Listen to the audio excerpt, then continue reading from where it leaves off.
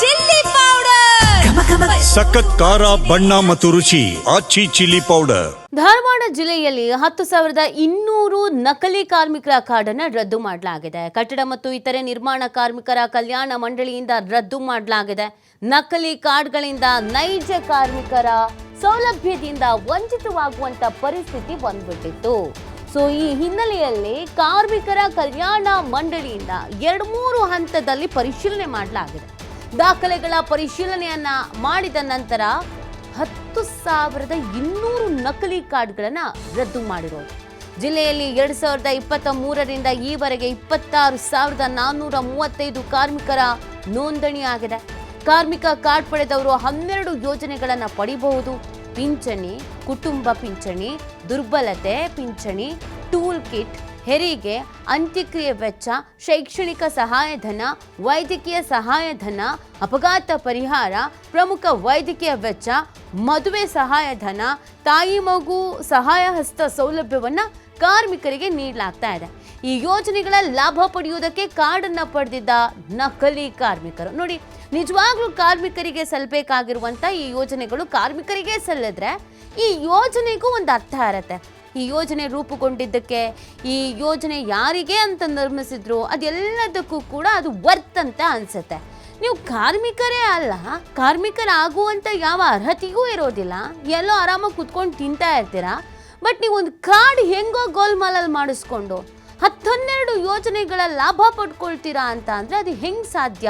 ಅದು ಅನ್ಯಾಯ ಅಲ್ವಾ? ಅದು ಮೋಸ ಅಲ್ವಾ?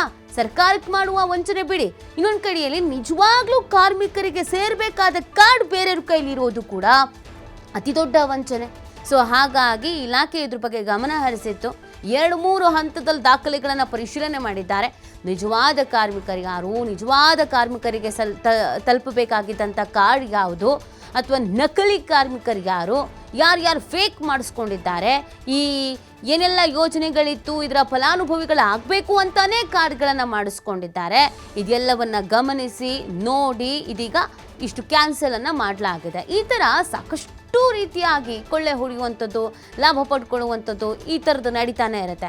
ನೀವು ನೋಡಿ, ಈ ಪಡಿತರ ಚೀಟಿಯಲ್ಲೂ ಕೂಡ ಸೇಮ್ ಇದೆ ಅಲ್ವಾ? ಯಾರಿಗೋ ತಲುಪಬೇಕಾಗಿರೋದು ಇನ್ಯಾರಿಗೋ ತಲುಪ್ತಾ ಇತ್ತು, ಯಾರಿಗೋ ಸಿಗಬೇಕಾಗಿರುವಂಥದ್ದು ಇನ್ಯಾರಿಗೋ ಸಿಗ್ತಾ ಇತ್ತು. ಇದು ಒಂದು ರೀತಿಯಲ್ಲಿ ಸರ್ಕಾರಕ್ಕೆ ಮಣ್ಣೆರಚುವಂಥ ಕೆಲಸ. ಇನ್ನೊಂದು ಕಡೆಯಲ್ಲಿ ನಿಜವಾದ ಫಲಾನುಭವಿಗಳಿಗಾಗ್ತಾ ಇದ್ದಂಥ ಮಹಾಮೋಸ, ಅನ್ಯಾಯ. ಸೊ ಇದೀಗ ಅಂಥವ್ರು ಯಾರ್ಯಾರಿಗಿದ್ರು ಅವ್ರನ್ನೆಲ್ಲ ಗುರುತಿಸಿದ್ದಾರೆ. ಗುರುತಿಸಿ ಆ ಎಲ್ಲ ಕಾರ್ಡ್ಗಳನ್ನು ಕ್ಯಾನ್ಸಲ್ ಮಾಡಲಾಗಿದೆ. ಬರೋಬ್ಬರಿ 10,200 ನಕಲಿ ಕಾರ್ಡ್ಗಳನ್ನು ರದ್ದು ಮಾಡಲಾಗಿದೆ. ಇದೊಂದು ಉತ್ತಮ ಕೆಲಸ, ಒಳ್ಳೆ ಕೆಲಸ.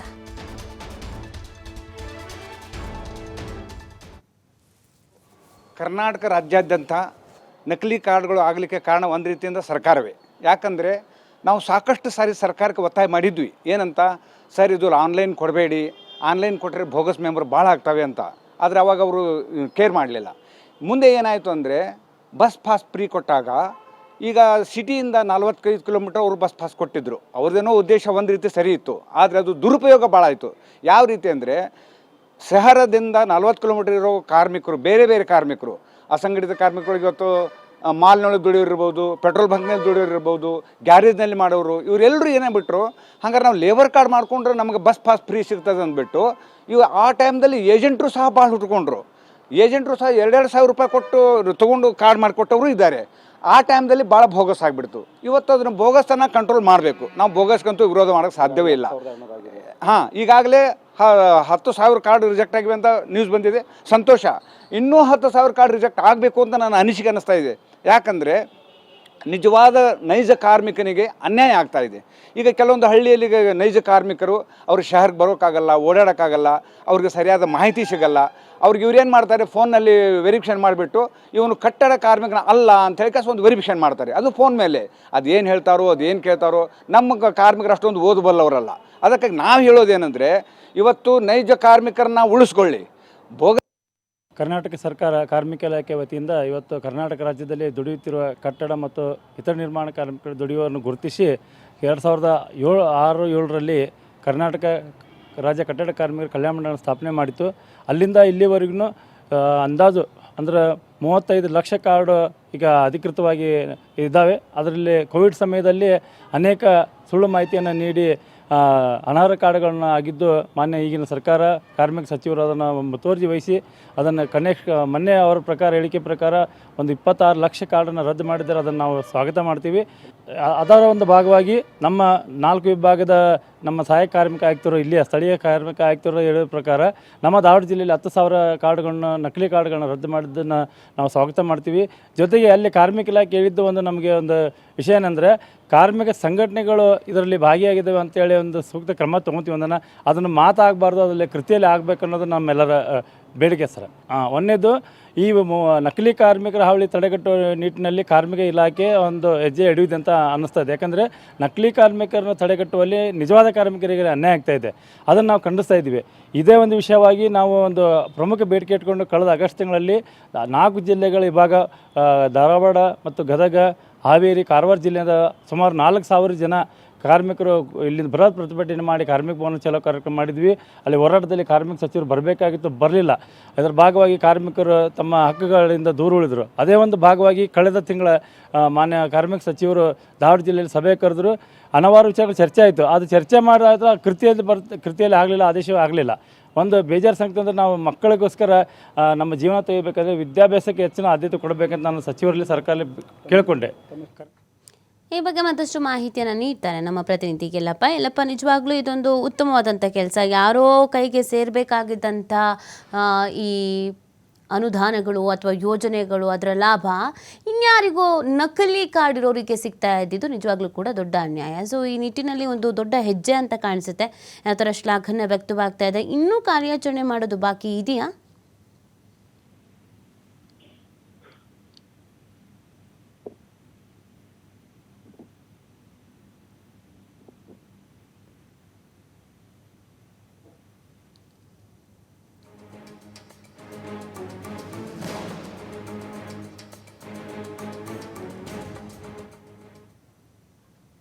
ಇಲ್ಲಪ್ಪ, ನನ್ನ ಧ್ವನಿ ಕೇಳಿಸ್ತಾ ಇದ್ರೆ ಇದೀಗ ಸುಮಾರು 10,200 ನಕಲಿ ಕಾರ್ಡ್ಗಳನ್ನು ರದ್ದು ಮಾಡಲಾಗಿದೆ. ಸೊ ಯಾವ ರೀತಿಯಾಗಿ ಹರ್ಷ ವ್ಯಕ್ತಪಡಿಸ್ತಾ ಇದ್ದಾರೆ ನಿಜವಾದ ಫಲಾನುಭವಿಗಳು?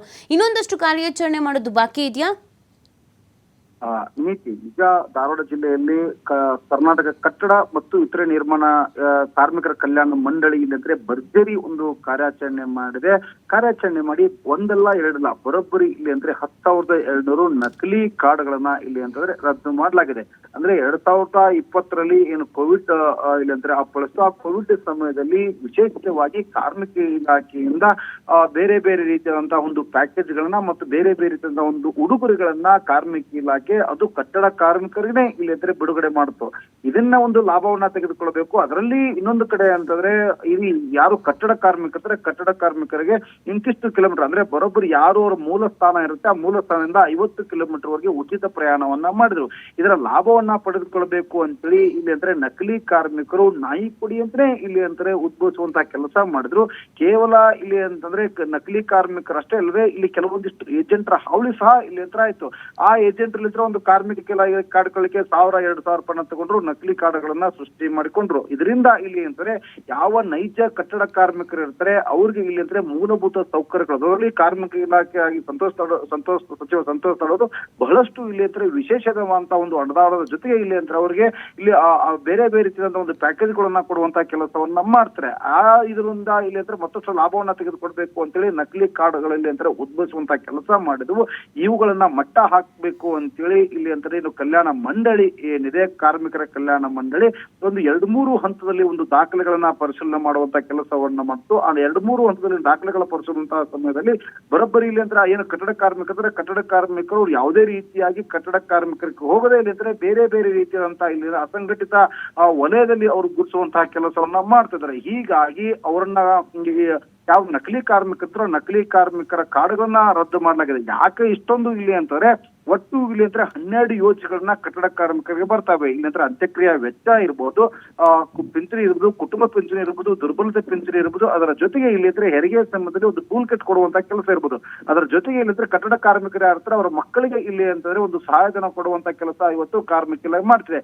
ಇದನ್ನ ಲಾಭವನ್ನ ತೆಗೆದುಕೊಡ್ಬೇಕು ಅಂತೇಳಿ ನಕಲಿ ಕಾರ್ಮಿಕರು ಉದ್ಭವಿಸಿದ್ರು. ಹೀಗಾಗಿ ಅವ್ರನ್ನ ಮಟ್ಟ ಹಾಕುದು, ಅದರ ಜೊತೆಗೆ ಯಾವ ಏಜೆಂಟ್ ಇದ್ರು ಏಜೆಂಟರು ಸಹ ಇಲ್ಲದ್ರೆ ಮಟ್ಟ ಹಾಕುವಂತ ಕೆಲಸ ಮಾಡಲಾಗಿದೆ ಮತ್ತು ನಕಲಿ ಕಾರ್ಡ್ಗಳನ್ನು ರದ್ದು ಮಾಡಲಾಗಿದೆ. ನೀತಿ. ಓಕೆ, ಥ್ಯಾಂಕ್ ಯು ಯಲ್ಲಪ್ಪ ತಮ್ಮೆಲ್ಲ ಡೀಟೇಲ್ಸ್ಗಾಗಿ.